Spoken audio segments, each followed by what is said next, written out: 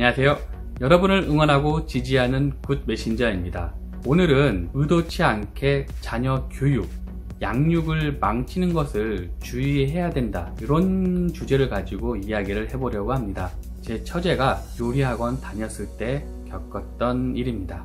거기서 친해졌던 엄마가 어느 날 신신당부를 하더랍니다.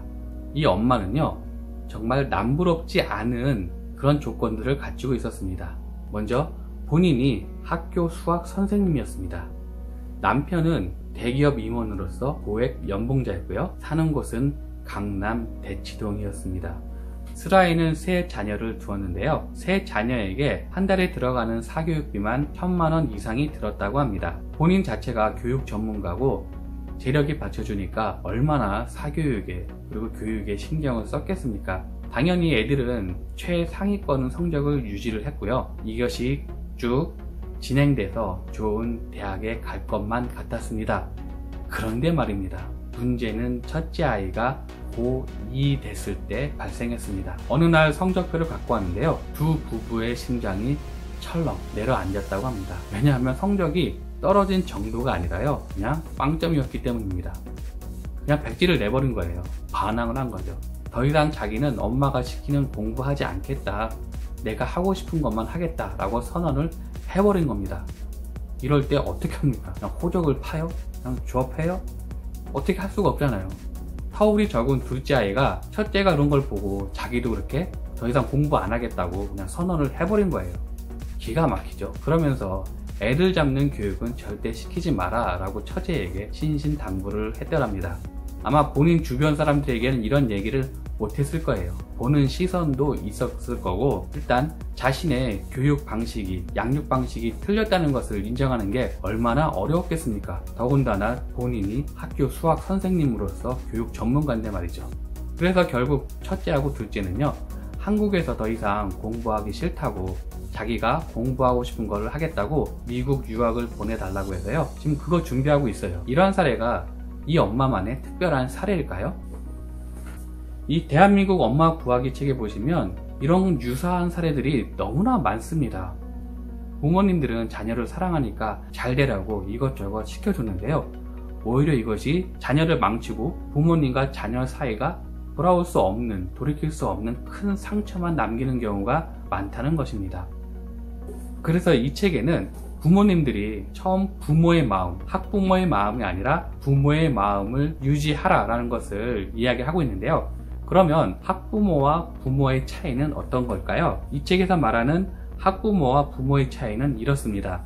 부모는 멀리 보라 하고 학부모는 앞만 보라 한다. 부모는 함께 가라 하고 학부모는 앞서가라 한다. 부모는 꿈을 꾸라 하고 학부모는 꿈을 꿀 시간을 주지 않는다. 당신은 부모입니까? 학부모입니까? 부모의 모습으로 돌아가는 길, 참된 교육의 시작입니다. 이 실패를 하게 되면 돌이킬 수가 없습니다. 왜냐하면 돌이킨다는 것은 이 시간을 거꾸로 흘러서 다시 처음부터 시작한다든가, 아니면 그 마음에 받았던 상처를 깨끗이 지워야 되는데 그게 안 되죠. 구독, 좋아요 눌러주시면 저에게 큰 힘이 됩니다. 부모님들이 시키는 거 잘했던 아이들이 빠르면 초등학교 고학년 때부터 벌써 반항이 시작됩니다. 그래도 이런 아이는 좀 나아요. 반항을 통해서 나 더 이상 못하겠어요, 엄마 좀 조절 좀 해주세요, 안 할 거예요, 이렇게 하는 애들은 그나마 자기 의사를 적극적으로 표현을 해서 엄마가 다시 한번 생각할 수 있는 기회가 될 수 있는데요. 문제는 엄마가 무서워서, 부모님이 무서워서 말하지 못하는 아이들은 몸으로 그 증상이 나타난다는 것입니다. 틱 혹은 ADHD, 이런 증상이 나오기도 합니다. 요새 자주 나오는 증상은요, 모든 일에 무기력한 현상입니다. 이런 것들은 고치기가 너무 힘들어요. 그래서 예방하는 게 좋습니다. 또 그런데 말입니다. 이렇게 소신을 갖고 우리 아이에게 필요한 교육만 시켜야겠다, 우리 아이가 행복해하는 그런 교육만 시켜야겠다 라고 하면 꼭 주변에서 가만 놔두지를 않죠. 이런 얘기 분명히 들으실 겁니다. 아이에게 왜 그렇게 신경을 쓰지 않느냐, 그렇게 아이 키우는 건 옛날 방식이다, 나중에 아이가 원망할 텐데 어떻게 감당하려고 그러느냐, 아이 키우는데 돈이 그렇게 아깝냐, 정말 별의별 소리 다 들을 겁니다. 저도 한번 들어본 적이 있어요. 아이한테 너무 신경 안 쓰는 게 아니냐? 그런데 아니거든요. 우리 아이에게 필요한, 그리고 우리 아이에게 좋아하는 거 시키느라고 그래요. 이런 소신 지키기 쉽지 않습니다. 그럼에도 불구하고 이런 소신 지키는 부모님들 계시니까 주변에 휩쓸리지 말고 지금의 신념 잘 지켰으면 좋겠습니다. 우리 아이의 행복을 옆집 엄마가 책임져 주는 거 아니잖아요. 우리 아이의 행복은 저와 여러분, 우리가 책임져야 되는 것입니다.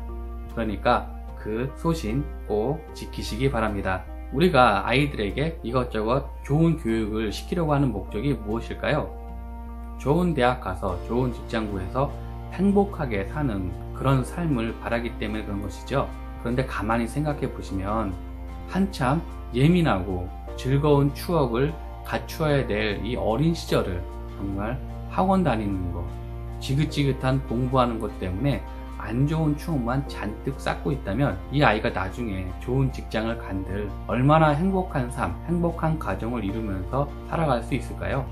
설사 공부는 잘하지 못해도 늘 부모님들의 응원을 받으면서 좋은 추억을 많이 가진 아이들이 공부를 못해서 좋은 대학 못 가고 좋은 직장에 취업하지 못할 수도 있지만 행복한 삶, 좋은 추억을 많이 갖추고 있고 이런 것을 경험해 왔으니까 이 아이의 삶은 분명히 주어진 여건 안에서 행복한 삶을 살 가능성이 높습니다. 나중에 가정을 이루어도 엄마 아빠가 자신에게 행복한 추억 그런 거 많이 해줬으니까 자기도 그런 가정 이룰 거예요. 선택은 부모님이 하시는 거겠지만 저는 명백히 후자를 선택하려고 합니다. 저는 우리 아이들이 행복했으면 좋겠습니다. 존재 그 자체만으로도 행복하고요. 그냥 힘들지 않게 건강하게 잘 자랐으면 좋겠다는 마음입니다. 엄마들이요, 지금 우리 아이들이 컸을 때 좀 이런 점이 아쉬울 것 같다라는 것을 들려드리면서 오늘 내용 마무리하도록 하겠습니다. 아이에게 더 많이 웃는 얼굴로 말할 걸, 둘만의 즐거운 추억을 차곡차곡 쌓아갈 걸, 아이의 실수 앞에서 윽박지르거나 평가하지 말 걸, 아이의 새로운 시도를 사랑이라는 탈을 쓰고 섣부른 간섭으로 꺾지 말걸, 아이가 더 나은 모습을 보여주지 않아도 너라서 사랑해 라고 말해줄 걸, 껄껄하지 마시고 지금 있을 때 이렇게 해주셨으면 좋겠습니다. 앞으로 여러가지 또 교육 팁을 드릴 텐데요. 이 팁들이 저와 우리 자녀들을 부담스럽거나 혹은 힘들어하는 그런 내용을 준비하지 않도록 노력하도록 하겠습니다. 옆집 아이, 특정 아이에게만 통하는 그런 팁이 아니라 실험이라든가 통계로 증명되는 것들, 그리고 어렵지 않고 쉽게 적용할 수 있는 유용한 정보만을 제공하도록 더욱더 노력하겠습니다. 앞으로 더욱 많은 응원과 성원 바랍니다. from now on 함께 갑니다. 감사합니다. 오늘 내용 좋으셨나요? 구독, 좋아요는 더 좋은 내용을 만드는 데 큰 힘이 됩니다.